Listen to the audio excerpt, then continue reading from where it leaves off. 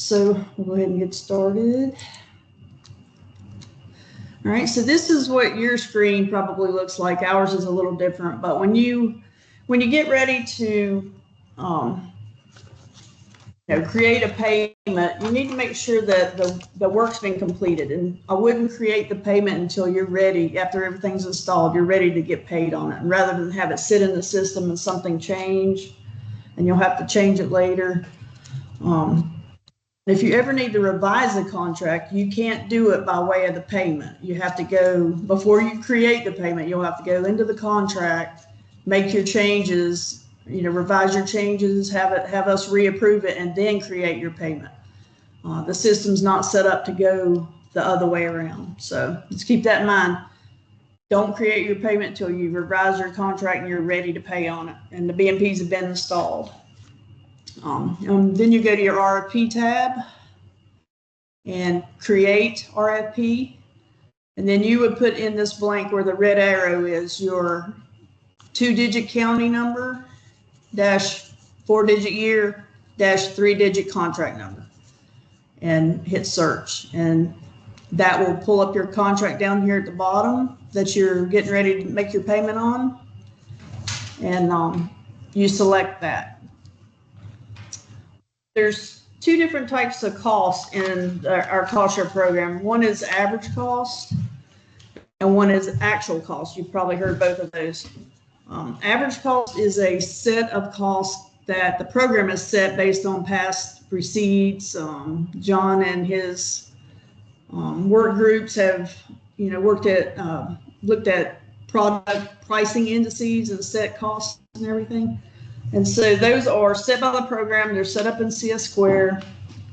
Actual costs are costs that vary so much that we've not been able to set them as a cost that stays, static across the system. The prices may vary across the state, or they vary within even the same area in some cases. So those are actual costs, and that can be for a whole BMP or a component, depending on what it is.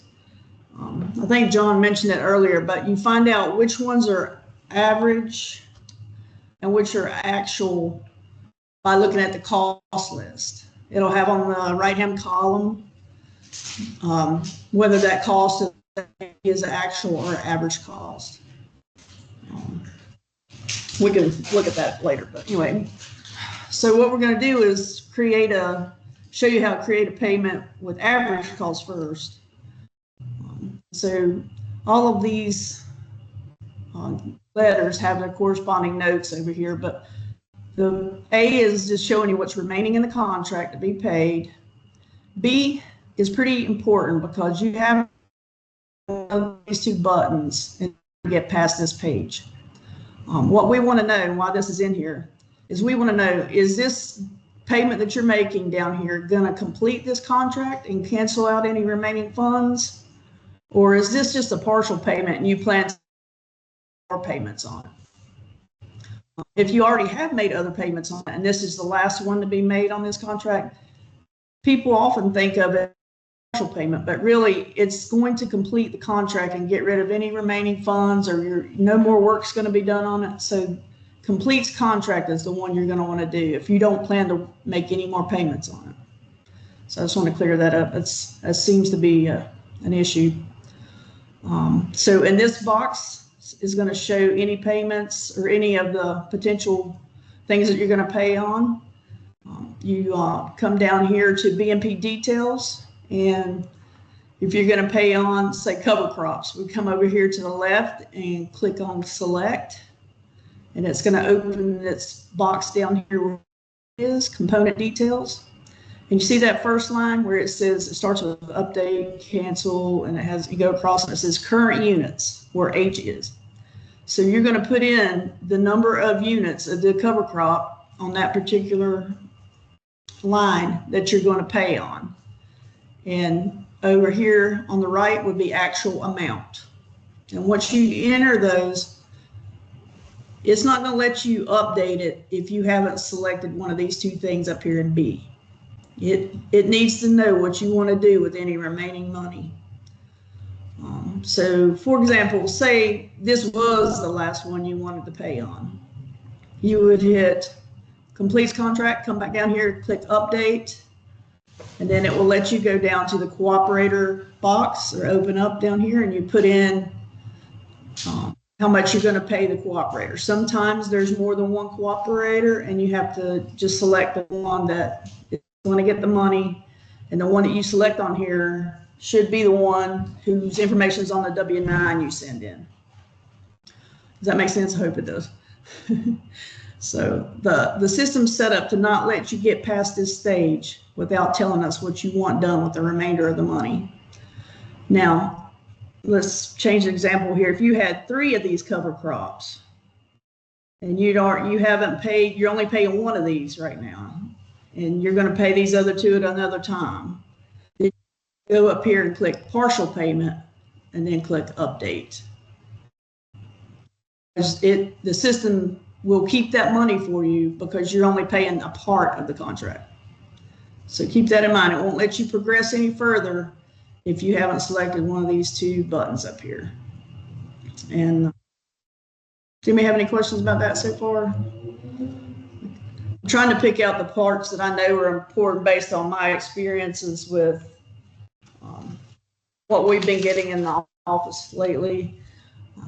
Just make sure the person that you select to pay is the one that you're sending the W-9 in for as well, and that their name needs to match what their tax form says when they get entered. So hopefully that will match. Anyway, questions about specific W-9? We'll have to go to Paula, but I'll do my best on some of these upcoming slides. Set. This is an example of actual cost. It's set up, the screen looks the same, it has these places that you have to select. So we're doing, in this example, we're doing a AgRep well. And part of the AgRep well components are average cost and don't require receipts. And some of them are actual cost and will require you to submit some additional information, including receipts and a receipt summary. So in this particular example, the pump is actual cost because they vary so much across the state that we can't set a cost that represents everything.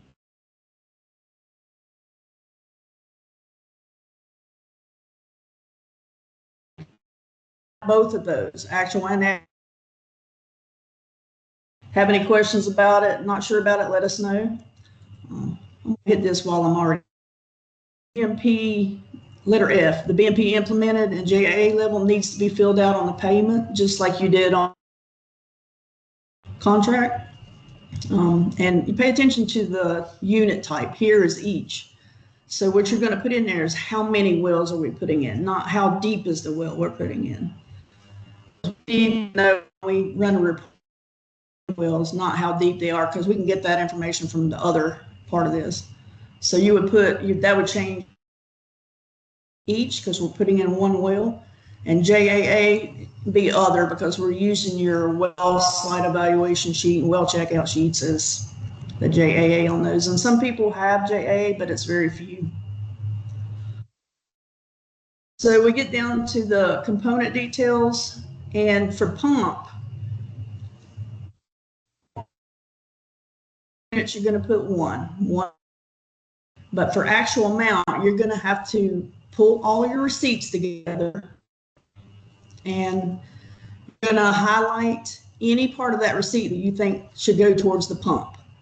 And those items are going to be put onto your actual cost receipt summary form. So you'll need to highlight them on your receipts, attach your receipts, but also make your receipt summary form, which I have an example of in here in a bit.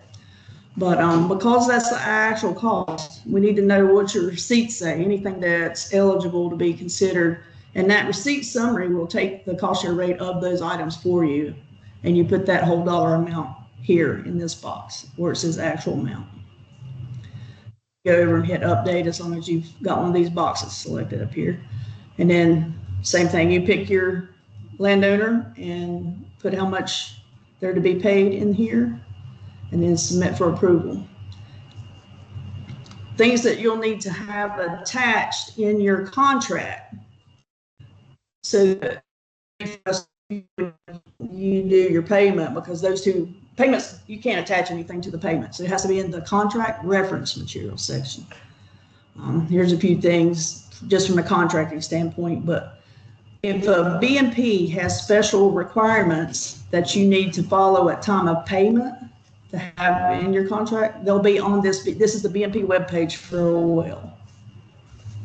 And so it says for RFP, you'll need to have your well construction record, the GW1, that's going to tell us how deep the well was drilled.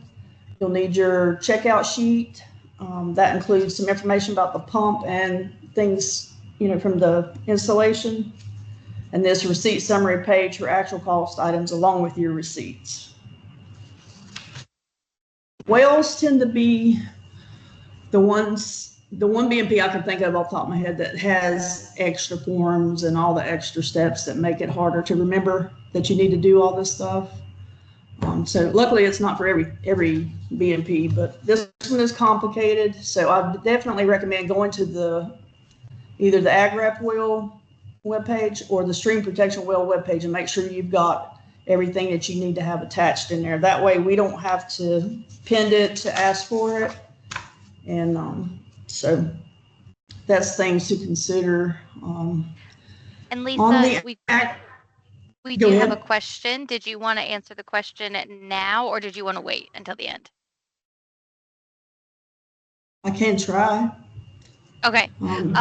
The question is just asking because you were talking about the well pump installation. So they're asking, are you meaning if there are multiple purchases for well pump acquisition / installation, then you only report the total cost, ?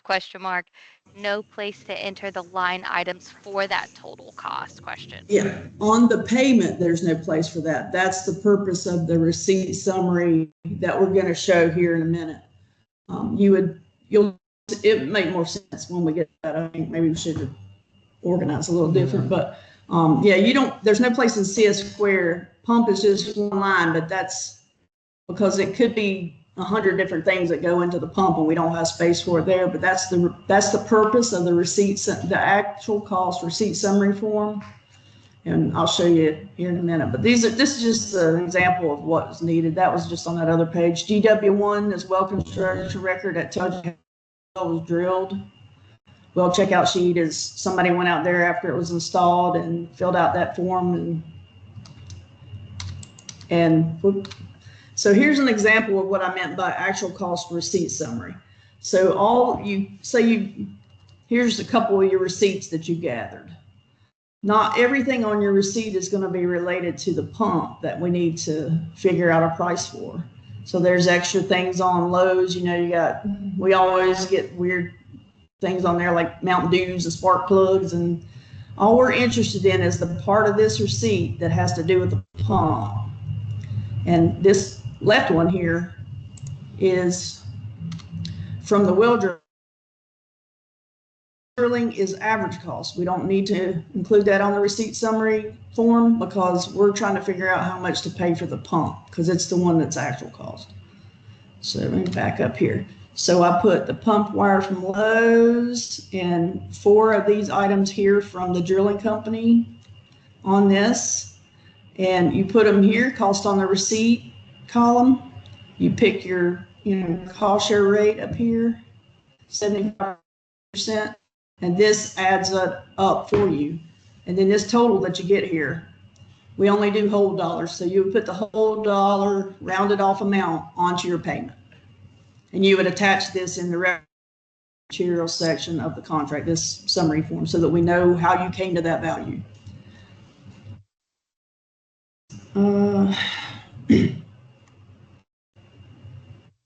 So are you meaning if they're correct itemized items preferably? Sometimes they don't itemize, but we like to ask for those if we can. And you may have, somebody have more receipts than this. This is just an example of 2 of them. And sometimes everything's on one receipt. It just matters who's doing the installation. But if you have any questions about what you can include, let us know. But we'd like for you to highlight it on your copy. And if these don't show up very dark, see if you can make it darker on your copier and highlight them and then attach it in CS Square. So since it's actual cost, could the payout for the pump actually end up being higher than the original contracted cost? So when we say actual cost, it's actual cost not to exceed the average cost. So we have a set cost to use while you're estimating how much things are going to be, and that's in the average cost list. Yeah. Okay, sorry, this is John. A way to think about this. So as far as costs go, we refer to things as average cost and actual cost, but that's really shorthand. So average cost is, so when sometimes people say, oh, we pay 75%. Well, we don't pay 75%. We pay 75% of a predetermined average cost number, which is on this list. Predetermined. So it's explaining that, I think, up front kind of helps. We are limited to what 75% means. So 75% of that predetermined average cost might go farther in one part of the state than another. And that's just kind of the way it's set up.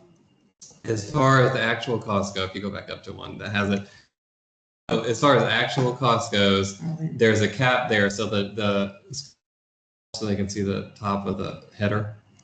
So that where it says maximum cost share 75 or 90%. So it's actual cost up to a cap. So for the, let's see, where's a good one? So for the pump, it's 30. It's the max they can get if they qualify for 75% is $3,975. Now that pump could have cost, the actual cost to put that pump in could have been anywhere from $5,000 to $20,000. I mean, sometimes it just depends. Yep.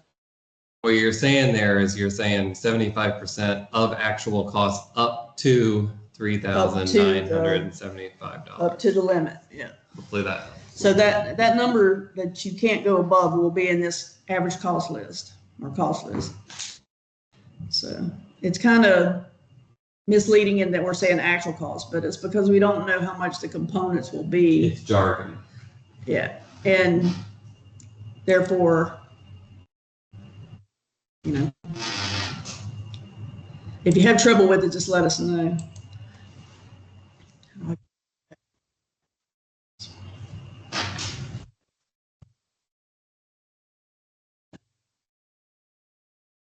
Let me get back to this. So I just want to make sure I'm following along the chat. Yes, in other words, the cost could be more than contracted, so the cooperator pays the extra money owed. That is correct. We are bound by a percentage of, a cost that has a cap, essentially. The predetermined most we could pay for. Sometimes they're under, and we can only pay what the cost share rate of the receipts say. So if it doesn't come up to the cap and it's only $2,000 or whatever, that's all they can get for the pump. That's what actual cost is different. And you put that actual cost value on your payment. So that's samples of that. I think I said earlier that what we want, what you have in a well is you have a mix of average cost and actual cost. So average cost is the well drilling and the pump housing, for example, are average cost, and those are set by the system. The pump is variable, so it's actual cost up to a certain amount, and well permits are also actual cost up to a certain amount, but you don't want to combine those two on the same receipt summary, because then you're not getting accurate representation of how much either one of those costs. So I would do a separate receipt summary for your well permit, like I did here. Hopefully you can see. So I had to put the well permit on there, and then, I just deleted some of those extra lines. And here's on the right-hand side is the receipt for the well permit. So, let's see, do you want to check that. So here's the required forms for payment processing. We need the original payment form on yellow paper with original signatures. It cannot be a copy, and the signatures cannot be copied. And we have to have the substitute W-9 form. On the W-9, all highlighted items on this page, I'll get to it here in a second, need to be completed.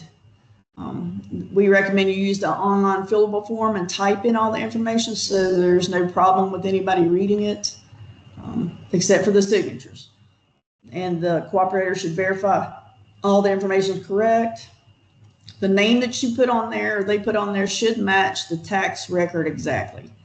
If it's Wilson Brothers Farm, don't put Wilson Brothers Farms, because that one letter is going to cause a problem. And James B. Wilson instead of Jimmy Wilson. Just put how their name appears on their tax record on their W-9.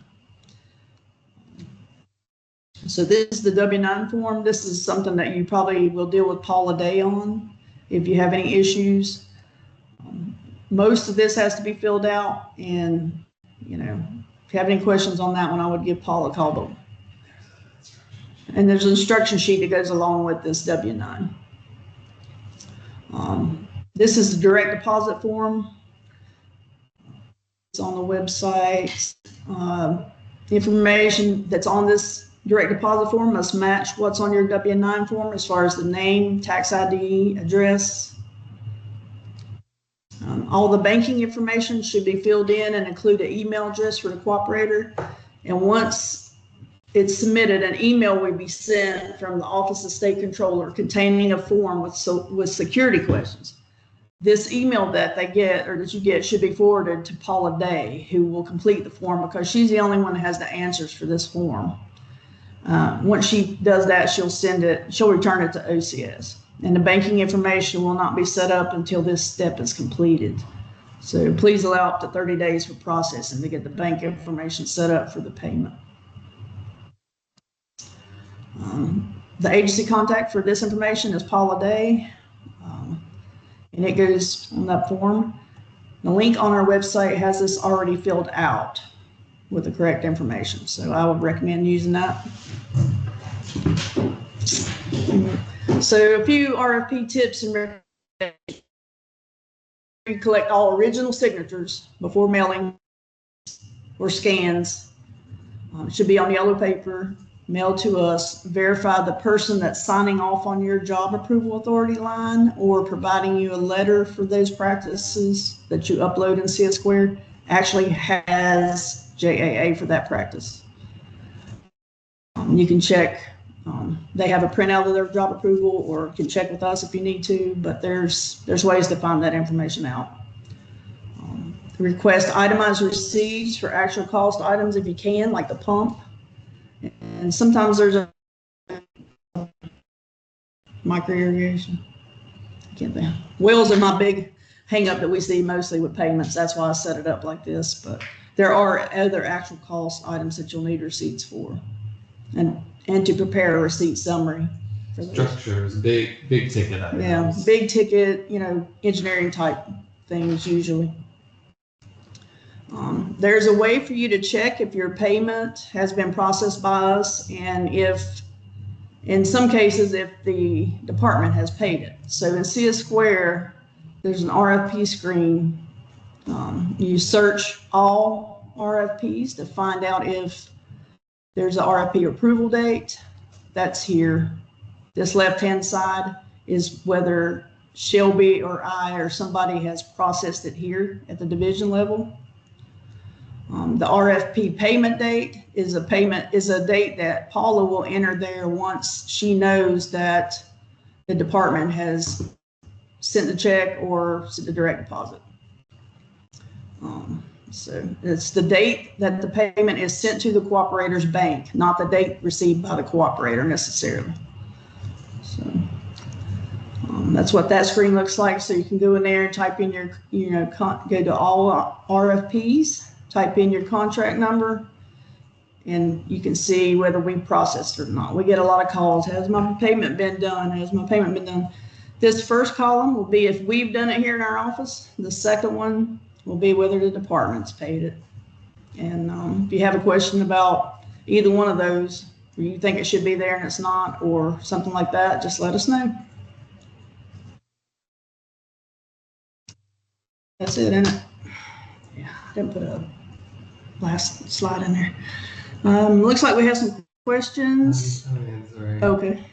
So the first question was about what under, and you kind of answer that, where if they come under cost, we really can only pay whatever the cost share rate up to it. If they have fund another component on that contract that was underfunded, that was already on the contract. Let's just say they were doing well. They were under on the pump, but they drilled deeper than they thought, and that was underfunded. Now you could move some of those extra funds that were already on the contract over to another component, but you can't add something after the fact or change it around. And so we are limited in that capacity. If you can't use all the funds, they just kind of go back into the pool to be reallocated at another time. And then they can't higher costs on something else like wildlife. So our only reason we pay for anything is water quality benefit. So we do have, like for wildlife, we do have BMPs that include wildlife plantings, but those would have already needed to be on the contract. In the contract, yeah. Yep. Yeah, so anybody have any more questions? I'm going to stop sharing that. And so. Wait. Okay. Yeah, did you put the link in? Haven't yet. Okay. I'm going to share it somehow. Share it from this.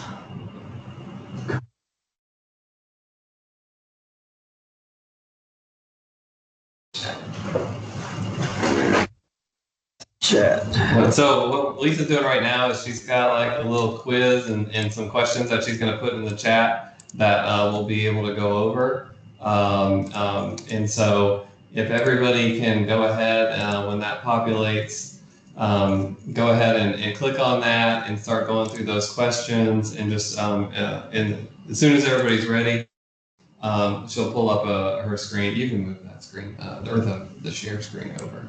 Which one? The one you just had. No, not that. So anyway, if everybody can go, just click on that link. Yeah, that one. Yeah, you can do the QR code or do the. Where's the share thing? It's on there.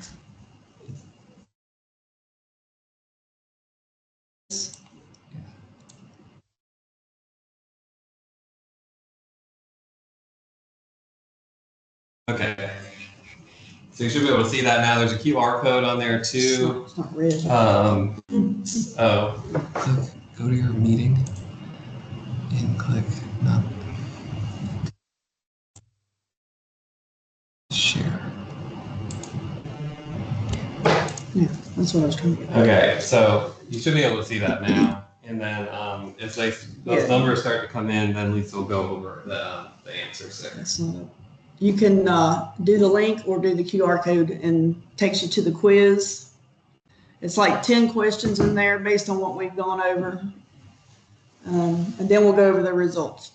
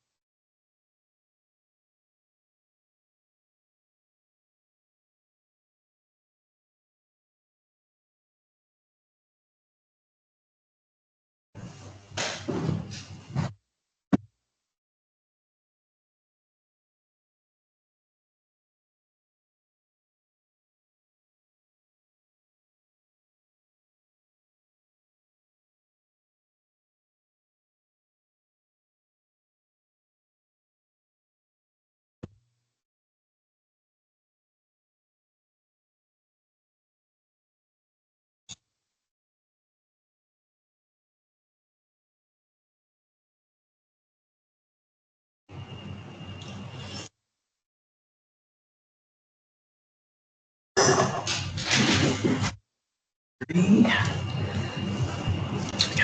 11.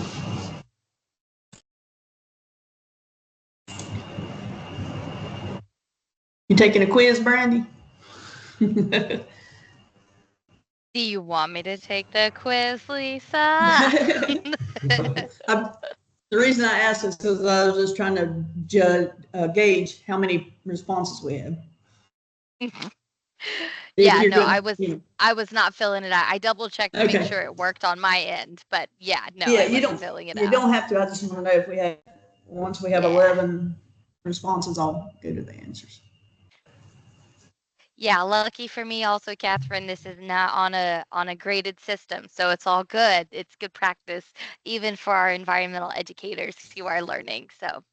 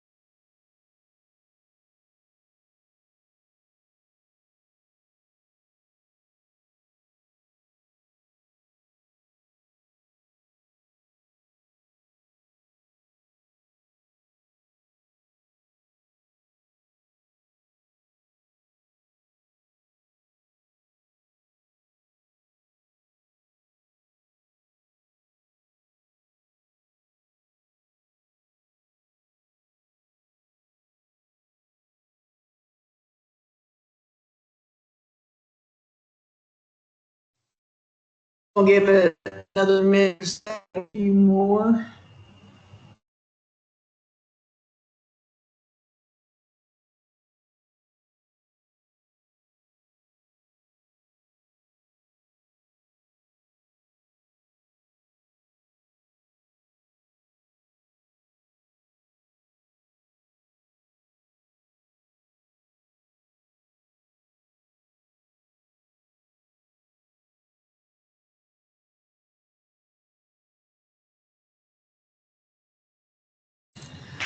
All right, we almost got everybody. So we're going to go through the questions. Can I send a copy of the request for payment to Raleigh for processing? Correct answer is no. We have to have the original signatures on yellow paper. No copies of original BMP RFPs can be sent in. Okay. Second one. Can I pause there for a second? So that's a question on here. That's a very common one. You should make a copy for your records, but the original form, the original wet ink signatures that everybody signs, that's the one that needs to go to Yes. Raleigh, because we send that over to accounts payable and they want the original. So if we get a copy, we'll have to pend it and wait for you to send us another one, and it can slow everything down. So just make sure you send us first time. Do make your own copies and keep in your contract file. Question number 2, where do I find BMP components, whether they're average cost or actual cost?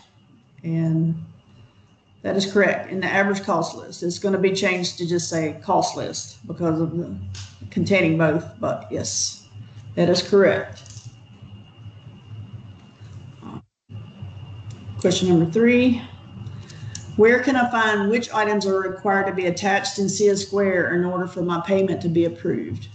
And 100% specific BMP web pages. Please use those web pages because they have what's required for your contracts, what you need to get, your contract approved by us rather than pended. And also it'll have if any of the practices have additional information needed for payment. All of them do, but that's what. And any other policy information is on there too. It's a good thing to have, refer back to. All right, number 4, do I need to submit a receipt summary for hydro seeding? So what we were looking for there was for you to search for it in the average cost list. which I didn't pull up because I run short on time, but in the average cost list, you can search at the top of that, and you can put hydro seeding and to have a receipt or not. And the answer is yes. That one's kind of split down the middle there, but you would find that information in the cost list if we had, time. I think Brandy put it in the chat here that we can look back on later, but it's also on the website, actual cost list. The contract's planned well depth is 600 feet, but the depth on the well construction record, GW1, is 375 feet. Which value should I put on request for payment? And you're going to only be able to pay them for the amount that was actually drilled, not what was planned. They planned 600 because you don't know how long it's going to take before you get wet to water. And so we can't pay them for extra feet that they already got water at 375. They're not going to keep drilling. And so you have to pay what's on the GW1. Question 6, is a receipt required for a portable water tank? That's another one that you can find on the average cost list. I should have had somebody pull that up or let you know that that's what we wanted you to do there, but you can find it on their receipt.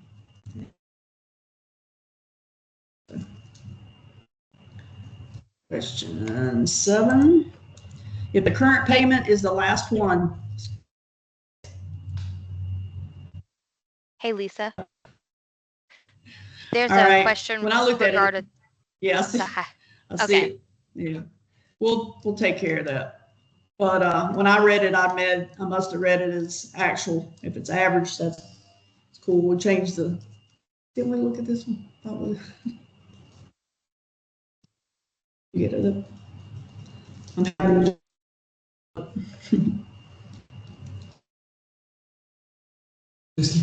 Come back. Yeah, we'll get back to it. If the current payment is the last one to be made on the contract, but there are 2 previous payments made prior to this one, should you check completes contract or partial payment? And that is correct. Partial payment. I mean, completes contract. Partial payment is for you're going to make additional payments on it.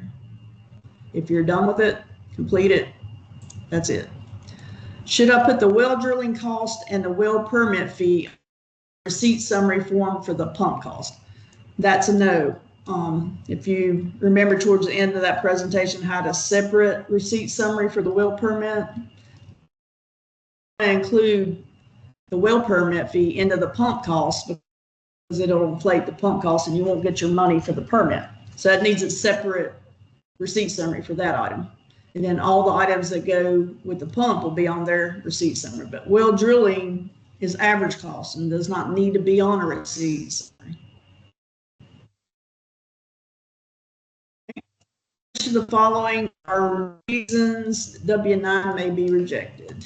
And everybody got that right. I'm going to tell Paula that everybody got that right because she's not going to believe it. So incorrect tax ID numbers, social security numbers, incorrect name, not putting the full name as it appears on the tax record, or misspelling of the name, missing email addresses, all are things that will get your W-9 rejected. So just, if you have any questions about what goes on there, and make sure it's in the right place, not just stuck somewhere on there. Paula can answer more those in depth. All right, and the last one, should a request for payment be created as soon as the contract is approved in CS Square? The answer is no, because you don't know what you're going to encounter when you get out in the field. You may have to shift around and revise the contract before you can make payment. You may have more fencing or less gravel or all that. So you don't want to enter the payment in CS Square until after everything's installed, you have your receipts, you have your information from the cooperator, and you're ready to make this payment. So don't enter it too soon. You need to wait till after installation. So that's the end of that.